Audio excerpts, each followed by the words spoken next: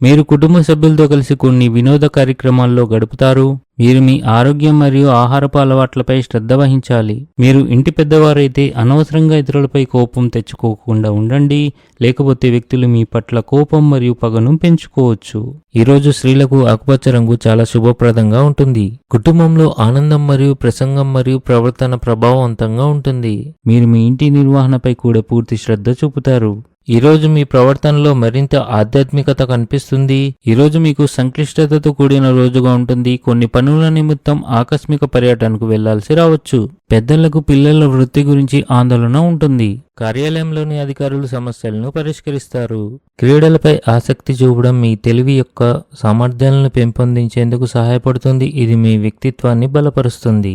విద్యకు సంబంధించిన కార్యక్రమాలు కొత్త విషయాలను నేర్చుకోవడానికి మీకు అవకాశాన్ని ఇస్తాయి. ఇవి భవిష్యత్తులో మీకు ఉపయోగపడతాయి. మీరు కష్టమైన పనుల్లో కూడా విజయాన్ని సాధించుతారు. ఉద్యోగం కోసం ప్రయత్నించేవారు కొత్త పనుల పట్ల ఉత్సాహం చూపించడంలో పొరపాట్లు చేయవద్దు. ఆఫీసులో సహోద్యోగులతో సంబంధాలను బలోపేతం చేసేందుకు సంభాషణలు అవసరం. మీరు వ్యాపారంలో ఆర్థిక ప్రయోజనాలను పొందుతారు. కొన్ని కొత్త పనులు ప్రారంభించగలరు.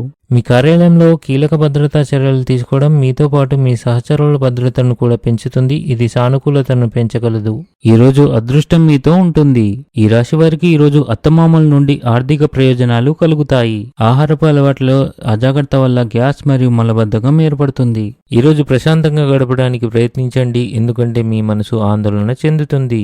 ఇంట్లోని పెద్దల ఆరోగ్యం విషయంలో అజాగ్రత్తగా ఉండకండి. ఉద్యోగంలో ఏదో ఒక టెన్షన్ ఉండవచ్చు.